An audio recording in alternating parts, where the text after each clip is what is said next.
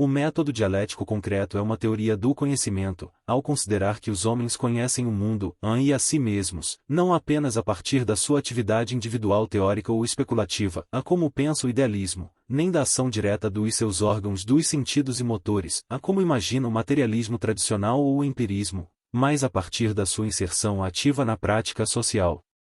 Para Marx e Engels, a atividade do indivíduo, seus pensamentos e suas ideias encontram-se, desde o início, condicionadas pelas suas possibilidades reais de vida e pelo contexto sócio-histórico onde ele vive. Há uma diferença fundamental entre aceitar como acabadas e definitivas as conclusões de Marx e Engels sobre o que puderam estudar no seu tempo e no seu contexto e utilizar, em outro contexto, o mesmo método para chegar às conclusões possíveis nesse outro contexto. Muitas das conclusões de Marx e Engels são hoje refutadas e não há mal nenhum nisso. O conhecimento tem uma validade sócio-histórica. Não pode ser congelado ou estagnado. Daí, entendemos que é correto o uso do método dialético concreto para outros objetos de estudo que não o dos seus sistematizadores. Damos exemplos destas aplicações mais à frente.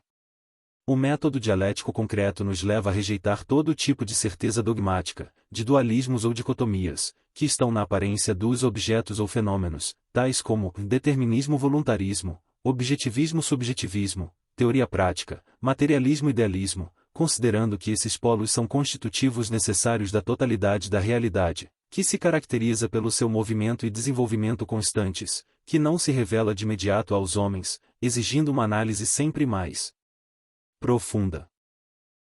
Como aplicar o método dialético concreto na análise da realidade? Segundo Henri Lefebvre, de 1975, a aplicação do método dialético marxista deve seguir os seguintes passos.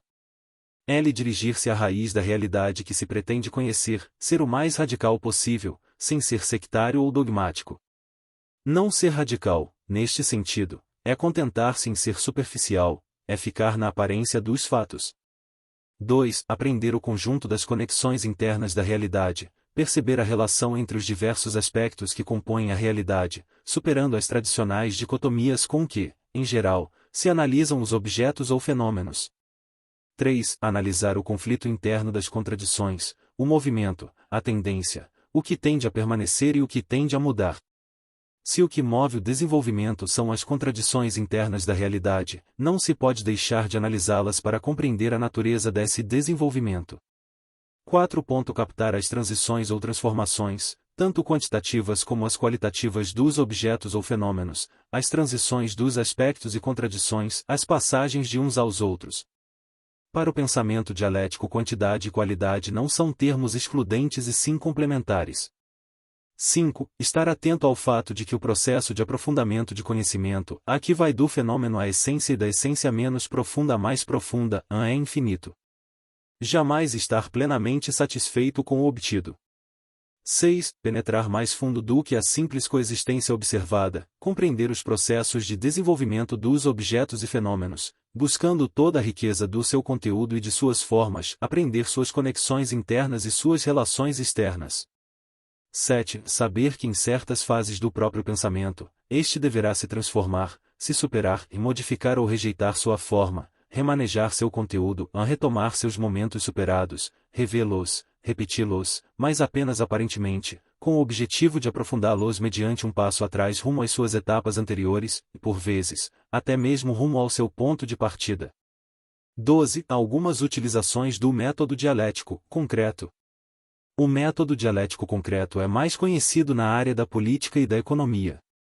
Veja a obra de Marx e Engels intitulada O Capital, Crítica da Economia Política, abrangendo 3 volumes.